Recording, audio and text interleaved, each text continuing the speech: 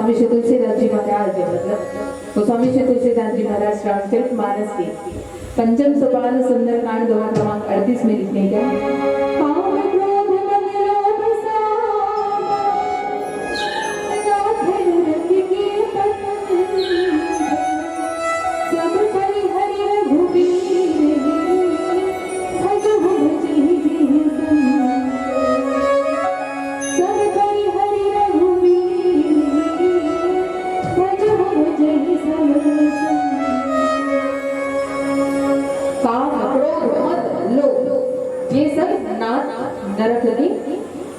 मतलब सबसे पहले तो पहले की कथा जाने लगी कि ये कथा कहां पर से आई और इसे कहा किसने और किसके लिए कहा।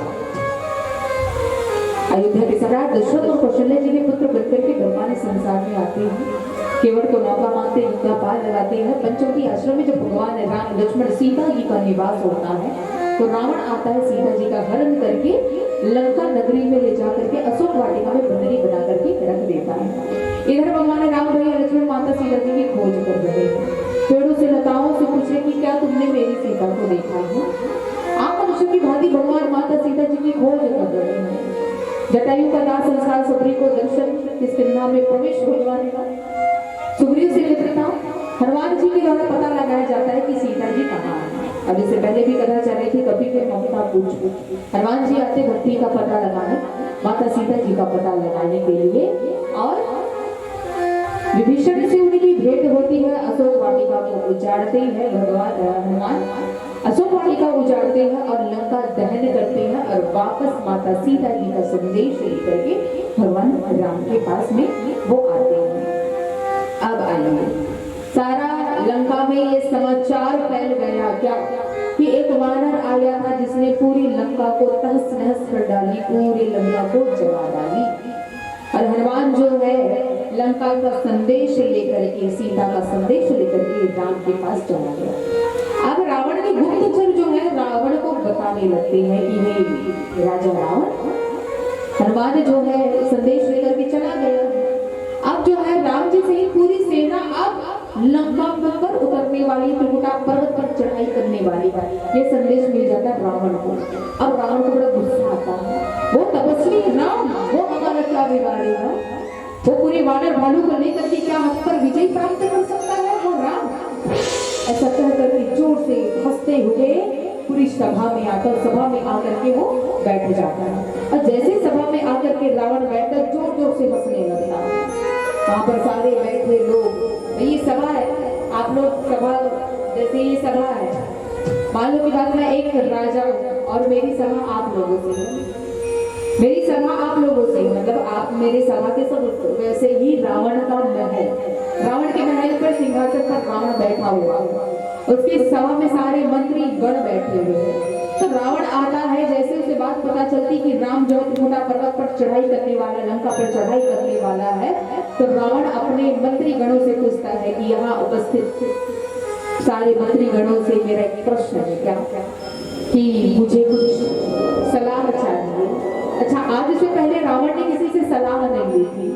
भाई रावण अपने आप में बड़ा विद्वान था, 14 भुवनों का मालिक समझता था अपने आप को, उस लंका का भगवान मानता था रावण अपने आप को। तो लंका का भगवान लंकेश था और लंकेश को सारी प्रजा जो है भगवान मानती थी, उसको भगवान जान करके पूजा करती थी। तो भाई भगवान होने के नाते रावण ने कभी आज तक अपने मंत्री गणों से सलाह नहीं ली थी, लेकिन आज रावण को जब पता चलता है कि वो तपस्वी राम अपने पूरी सेना समेत लंका पर चढ़ाई करने वाला है, तो रावण अपने मंत्री गणों से सलाह लेने लगता है कि यहाँ पर उपस्थित जितने भी मेरे मंत्री गण हो, मुझे बताओ कि आप उस राम और राम की सेना का क्या करना चाहिए, उसे लंका पर चढ़ाई करने के लिए क्या बात भी करना चाहिए, बताओ। तो सारे मंत्रीगण, यहाँ पर लिखा गया ना, सचिव वैद्य गुरु तीन, सचिव वैद्य गुरु, सचिव यानी किसी राज्य का मंत्री मंडल, वैद्य यानी डॉक्टर, और गुरु, ये तीन यदि आपसे मीठा मीठा बात करने लगे तो समझ जाना कि आपके जीवन का नाश होने वाला है, आपके जीवन का पतन होने वाला है। रावण जब प्रश्न करता है कि बताओ हम क्या करें ऐसा कि वो राम जो अपनी सेना समेत यहाँ ना आ सके। तो सारे मंत्रीगण मीठी मीठी बात करने लगते हैं रावण से कि रावण, हे लंकेश, तुम तो 14 भुवनों के मालिक हो। अरे रावण सुनो, वानर, भालू, मनुष्य, ये सब तो हमारे मुख का आहार है, इसे तो यूं चुटकी में मार सकते हैं। आपको इस प्रकार की चिंता की आवश्यकता है, आप डरिए मत, आप परेशान मत होइए। आपके रहते हुए कोई तपस्वी राम या उसकी कोई वानर सेना लंका पर चढ़ाई नहीं कर सकती। मीठा मीठा कहने लगते हैं। क्यों? क्योंकि पता है सारे मंत्रीगणों को कि यदि हमने रावण को सत्य सत्य कह दिया कि राम बड़ा पराक्रमी है, राम बड़ा बलवान है, मीठा मीठा यदि हमने सत्य कह दिया रावण को, तो रावण क्रोध करेगा और क्रोध में हमारी जान ले लेगा, हमारे प्राण को ले लेगा।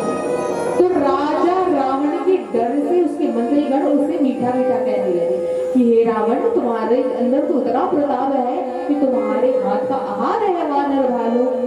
ऐसे वानर भालू मनुष्य से डरने की आवश्यकता नहीं है, ये हमारा कुछ नहीं भी बिगाड़ सकेंगे। इन वानर सेना के सामने, निशाचरी सेना के सामने ये वानर सेना, वो तपस्वी राम की सेना टिक नहीं पाएगी। आप चिंता मत करो। मीठा मीठा कहने लगते हैं। और यहाँ पर यही सीख मिलती रही कि यदि आपको गुरु, आप कक्षा में फेल हो जाते, कोई बच्चा अपने गुरु से शिक्षा लेने के लिए जा रही है, यदि वो गुरु आपको और कहने लगे, मीठा मीठा कहने लगे कि कोई बात नहीं, इस बार फेल हुए हो, बार बार फेल हो करके परीक्षा दिलाना, एक ना एक बार तो पास हो जाओगे, ऐसा कहने वाला गुरु संसार का असली गुरु नहीं है, असली शिक्षक नहीं है। इसलिए गुरु की पहचान अच्छे से करो, डॉक्टर की पहचान अच्छे से करो। कोई डॉक्टर के पास यदि आप जाते हो, कोई मरीज किसी डॉक्टर के पास में जाता है और वो डॉक्टर अपने मरीज से झूठ कहने लगेगा, भाई उसकी उसकी बीमारी को छुपा करके उसे मीठा मीठा कहने लगेगा, उसकी बहुत बड़ी बीमारी को छोटा बर्ताव करके उसे कहने लगेगा, तो समझ जाना ये असली डॉक्टर नहीं है, ये हमारी हित का डॉक्टर नहीं है। तो वैसे ही रावण के जीवन में ये लोग आए, सचिव आया, सचिव मतलब सारे मंत्रीगण आए, मंत्रीगण भी रावण के मीठा मीठा कहने लगे, मतलब अहित में उसकी बातें करने लगे। रावण की लंका में एक ही वैद्य था, बोले कौन? सुषेण वैद्य। सुषेण वैद्य की उसको आवश्यकता ही नहीं पड़ी कभी, भाई इसकी सेना की साथ छोड़ी थी, वो माया की मरते थे जिंदा होते थे, मरते थे जिंदा होते थे, तो कभी वैद्य की आवश्यकता नहीं पड़ी रावण को। और गुरु, उसका गुरु कौन था रावण का? तो बोले भगवान शंकर। कभी भी भगवान शंकर को अहमियत नहीं दी थी किसने? रावण ने। तो ये 3 लोगों के होने के बाद भी रावण ने इन 3 लोगों का सदुपयोग नहीं किया, ना ही सचिव का सदुपयोग किया, न गुरु का सदुपयोग किया, न ही वैद्य का